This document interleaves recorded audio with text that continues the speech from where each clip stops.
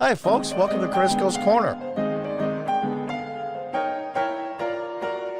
Folks, I thought I've seen hypocrisy in the past.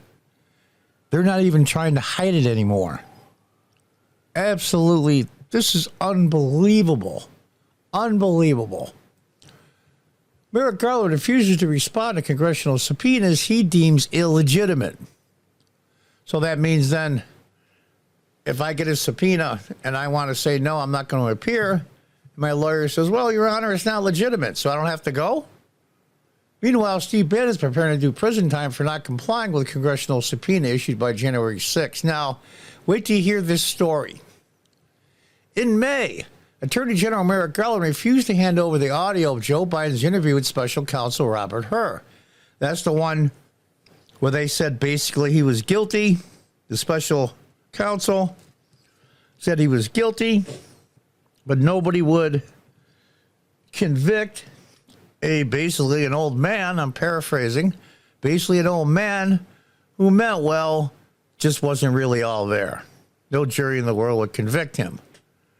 But he's okay enough to be president of the United States and have access to the nuclear launch codes. He didn't think they were legitimate, so I'm not going to give you the audio tapes because Joe Biden said executive privilege, which is president can do. Now, listen, a month later, former Trump advisor and political commentator Steve Bannon is preparing to do jail time for not complying with a congressional subpoena issued by the January 6th committee. Now, if that's not illegitimate, I don't know what is.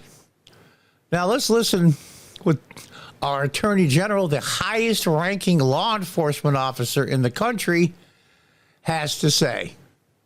The Justice Department is a fundamental institution of our democracy. People depend on us to ensure that our investigations and our prosecutions are conducted according to the facts and the law and without political influence.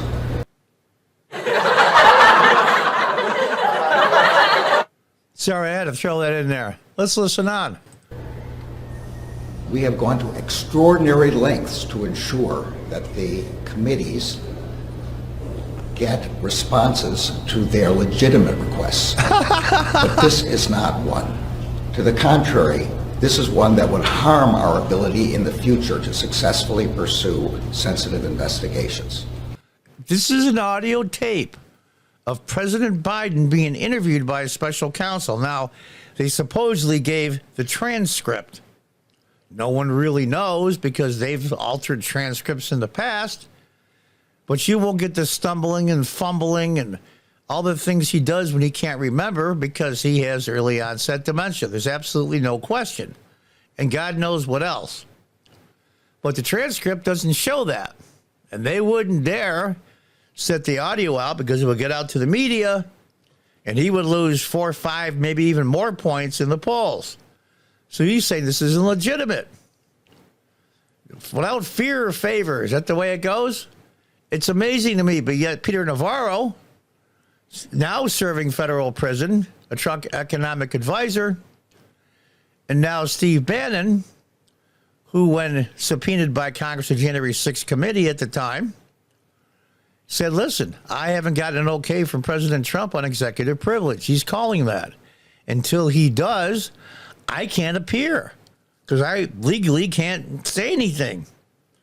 So a few time went by, then the deadline for the subpoena went by, and after that, President Trump waived his executive privilege on Steve Bannon. Steve Bannon said, now, okay, now that President Trump has waived executive privilege, I can testify. And they said, oh, too late. Too late. You had passed a date, so now we're going to charge you with contempt of Congress. Now he has to serve 120 days, 4 months, starting July 1st. Now, take a guess when his jail sentence ends. The end of October, 5 days before the November election. Isn't that interesting? Let's listen on. Remember, he's the highest ranking law enforcement officer in the country. Now, there have been a series of unprecedented and frankly unfounded attacks on the Justice Department unfounded attacks, you okayed a raid on a former president's home. Think about that for a minute. Think about that. That's insane. Absolutely insane. The problem is, and I will give the Democrats this credit, the Democrats know that the Republicans are spineless pussies. They're not going to fight back, fight fire with fire. They're going to go, well, we're above that kind of thing. We're going to bring a knife to a gunfight. And they've been doing it for decades. So the Democrats say, yeah, we're not even going to hide it anymore. What's going to happen? The MAGA people aren't going to like us anymore. They hate our guts now. They're not even trying to hide it. I think this all stems from the fact that he feels in his heart that he was screwed out of a Supreme Court justice seat. Give you a little digress a little bit. At the end of Barack Obama's presidency, he put up Merrick Garland for a vacant Supreme Court seat. At the time, Mitch McConnell ran the Senate. And he said, no, we're not going to have hearings on Merrick Garland to be on the Supreme Court because we have what they used to call a gentleman's agreement. When there's the end of somebody's presidency and a new president from another party is being sworn in, they're not going to have the hearings. It's really that simple, and that's been going on for a very long time on both sides of the aisle, I might add. So Merrick Garland thinks in his mind he probably got screwed up a lifetime appointment on the Supreme Court. So just for the hell of it, Joe Biden appointed him Attorney General. It's amazing to me. Absolutely incredible. Let's listen to this. Not much more. This request, this effort to use contempt as a method of obtaining our sensitive law enforcement files is just the most recent. The effort to threaten... Law enforcement files on what? On the audio of President Biden being interviewed by the special counsel. The same interview that this special counsel came to the conclusion that a jury in the United States would prosecute an old man who's basically losing it upstairs because of the sympathy for him being old and having early onset dementia and him fumbling and mumbling. He said there isn't a jury in the world, so we're not going to charge him. Oh, I see. But Steve Bannon goes to jail, trying to put Trump in jail. Peter Navarro's already in jail. The list of former Trump allies and people that work for the Trump administration that are facing legal charges is pages long. Pages long. In fact, many of the mainstream media used to have a list who was being charged and investigated by this guy in the Justice Department. They stopped doing it because the list was so long. It made them, the Democrats, look really bad. So two-tier justice system. Now, why is Steve Bannon going to jail? Because he doesn't pull any punches. His show, The War Room, is very, very popular. Gets millions of views. And then it gets, of course, it gets republished on other websites. And it gets legs and carries on to tens of millions of people after he has his show. Can't have that. We have to get rid of him. Just like we had to put a gag order on President Trump during his so-called trial in New York, which now my understanding is there might be a tainted juror who broke the rules, and he might get a mistrial. This is like a really bad movie. And those of you that hate Trump think it's funny. They're coming after a former U.S. president. There's a bill submitted by the Democrats recently to strip Secret Service from a convicted felon. They want him to die.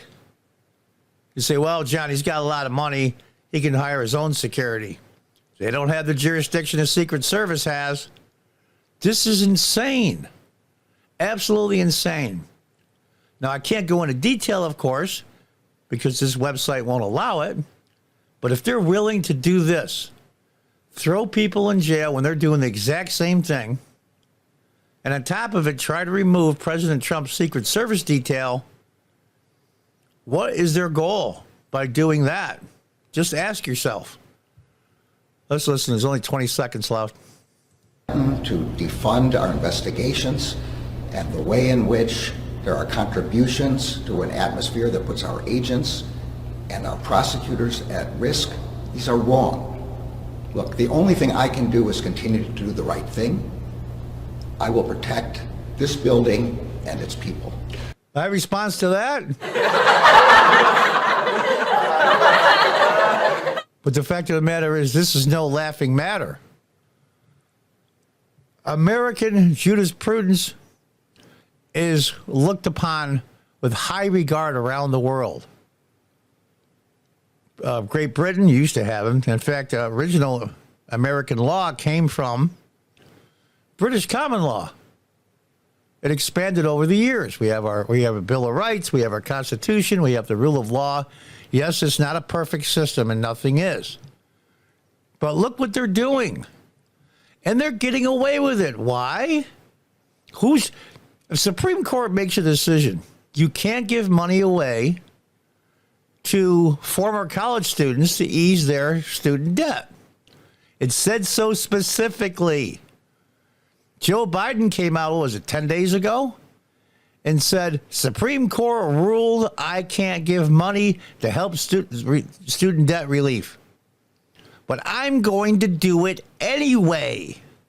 Now, here's the question. What is the enforcement mechanism for the Supreme Court? Do they have their own marshals, their own federal marshals? No. The person that goes after people that defy a Supreme Court order is this guy right here, the head of the Department of Justice. It's incredible to me. This is, if somebody told me this 3, 4, 5 years ago, I know there's people that hate Donald Trump's guts, but 5 years ago, I would have said, you're out of your mind. To defy the Supreme Court and say so, I'm defying them, and I'm going to do it anyway with no legal repercussions. This is tearing down the system. They want this system to collapse. And they want confidence in the system to collapse even more than it already is, if that's even possible.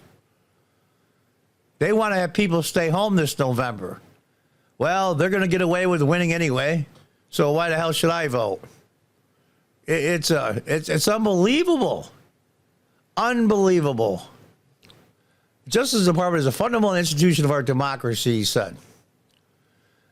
Garland defended the DOJ's decision to withhold the audio by arguing that Biden had made a protective assertion of privilege, just like President Trump did with Peter Navarro and Steve Bannon.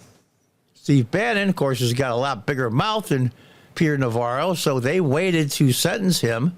We'd be put out of jail 5 days, maybe 6 days. I didn't do the math, before the November election.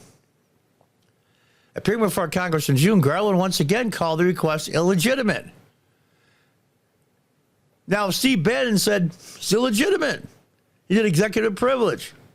Said, too bad. We're going to charge you anyway. And he was found guilty and got 120 days. And slammed Republicans who threatened to hold him in contempt for failing to abide. He also maintained there's no bias in the justice system. I have to do this again. I'm sorry. It's just amazing to me. And if you remember, forget his name off the top of my head. I must be getting old. I'm forgetting.